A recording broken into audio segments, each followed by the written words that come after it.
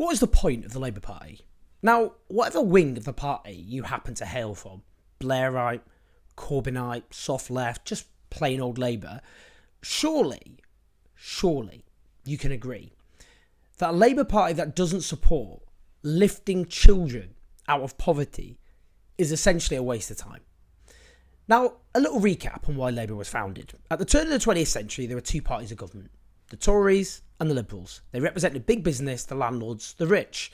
So the unions, the trade unions, got together to found a political party to give those who labour a voice in Parliament on the basis that there was only so much unions on their own could do to improve the lot of the working class. Now, this was, of course, the Labour Party, which, after the country was ruined by World War II and economically at the time was on its knees, far more parlour state than it is today, it founded the welfare state, the National Health Service, and the most ambitious housing programme in our country's history. Now, whatever my criticisms of New Labour under Tony Blair and Gordon Brown decades later, they did lift 1 million children out of poverty.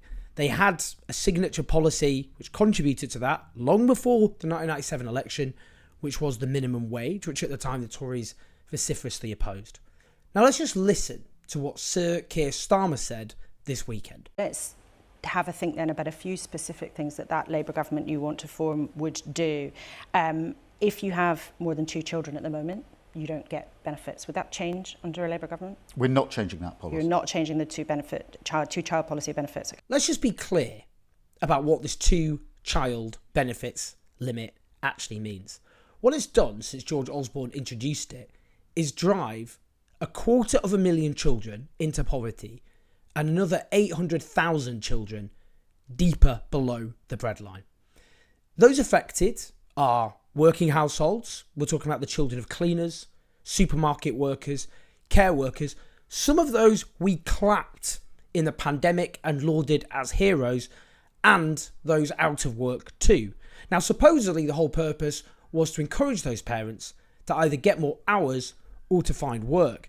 Now, a detailed study, found it had absolutely failed to do that, and all it had done was drive more children into poverty. Now, some go, I know what happens. I've heard the responses. Some go, it's the parents' fault. They decided to have those kids. Now, let's just park those circumstances, which may vary. Let's just quickly talk about what these could be. Contraception fails, twins happen. I should know. I'm a twin.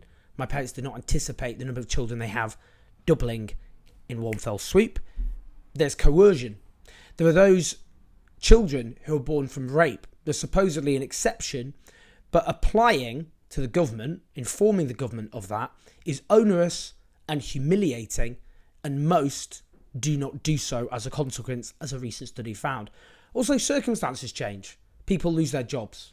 Relationships break down. People's circumstances do not stay the same. Now, a new study found that most families don't even know about the cap and only did so when their child arrives. There's also the fact that we have a falling birth rate. That is a massive problem facing our country. Because what happens, or what is happening, is we have an expanding ageing population, we have more and more pensioners, and we have a shrinking younger workforce to support those pensioners. That is an economic time bomb because of our falling birth rate. Now, Tory MPs are panicking about this, including the Tory MP Miriam Cates, who said that the falling birth rate is the biggest crisis facing the country, and blames cultural Marxism and the left for falling birth rates. Preposterous. It's obviously Tory policies like the 2-child benefit limit. We should be encouraging people to have more children for the long-term health of our society and our economy. But just park all that for a minute. Just park all what I just said. Because whatever you think about larger families, this policy punishes children because of decisions which are out of their control. The fact they are the 3rd or the 4th child rather than the 1st or the 2nd. They have no control over those circumstances. Now, poverty is a crippling thing. It devastates lives, but it also imposes its own severe costs. Children in poverty are more likely to suffer from mental and physical ill health, which costs the National Health Service money, and that can be a life-lasting consequence of poverty. Children in poverty do worse in schools.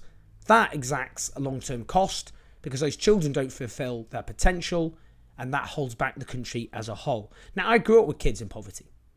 I grew up with kids who had parents who skipped hot meals to feed them, who wore school uniform at weekends because they lacked other clothes, who were bullied because of their circumstances, who suffered humiliations like not going on school trips like their friends, not being able to invite their friends round for dinner because their parents could barely afford to feed them, let alone their friends as well.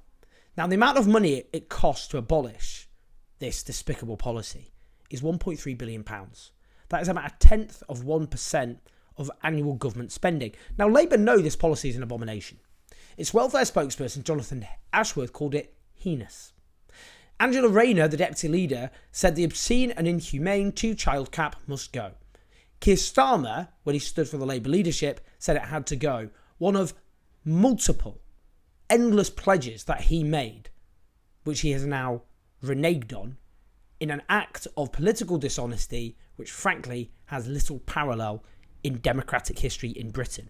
Now, Starmer says he'll keep a policy which his own party regards as obscene, inhumane and heinous, backing a Tory policy which drives kids into poverty. Now, it gets worse. It gets worse. One shadow cabinet minister briefed The Guardian that Starmer had to be able to slay shibboleths over public spending, but also said, we can't end child poverty unless we have more money to do it, and that's not going to happen, firstly, in the first term of a Labour government. What is the point of such a government if it cannot lift children out of poverty? It is a nonsense to say there isn't the money. That's what George Osborne said in 2010. That was the entire rationale for austerity. Now, if you are someone who opposed the Tories, then you do not accept what George Osborne said.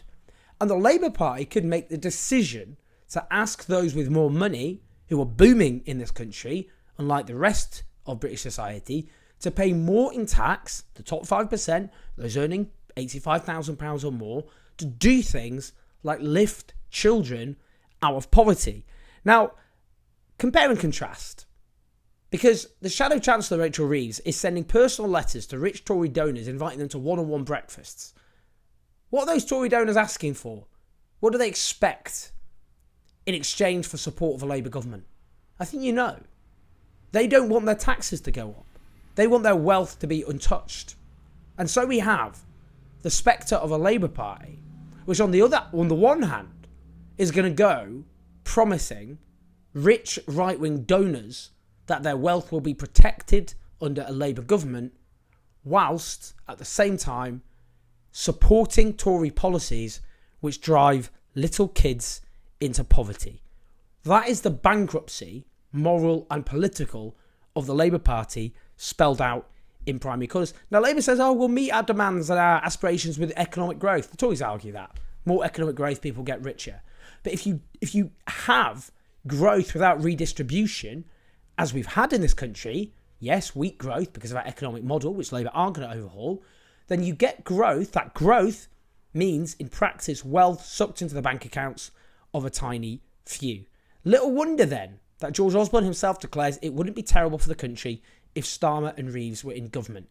If George Osborne is supremely relaxed about a Starmer government, what does that actually mean in terms of how much a Labour government under Starmer is actually going to change the country? Now, I'm glad to see that 4 Labour mayors have come out and opposed the Labour leadership's position on this. Sadiq Khan, Steve Rotherham, Tracy Brabin and Martin Rees. And the Huffington Post reports that shadow cabinet members are in meltdown and threatening to resign. Good, find some backbone.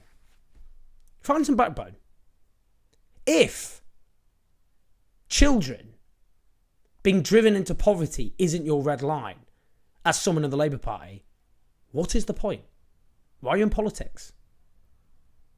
What are you hoping to do? Why did you enter politics in the first place? Why be in the Labour Party? If you cannot bring yourself to oppose Tory policies, plunging children into hardship and misery, why are you here? Do something else with your life. Get out of the way. Find someone who actually has a passion for taking on the most fundamental injustices which face this country and the people who live in it. Now, I get the whole strategy of the Labour leadership and the weird dweebs who run the party, the dead behind their eyes, hacks who believe in absolutely nothing, some of whom who would sell their mothers on eBay for a safe parliamentary seat. I get the whole strategy of these people. It's like the more people like me slag them off, the better. Woo! We got the lefties angry by supporting driving children into poverty. Whoop, whoop, our work is done. So I suppose my appeal is to those who support Starmer, even after he reneged on all his solemn promises. Now is the time, I would say, I'd put it to you, to look deep into your soul, to find your conscience and to speak out. Because if children being driven into misery and hardship and squalor isn't your red line, then why do you even bother? Please like, subscribe, do support us on patreon.com/OwenJones84. I'll see you in a bit.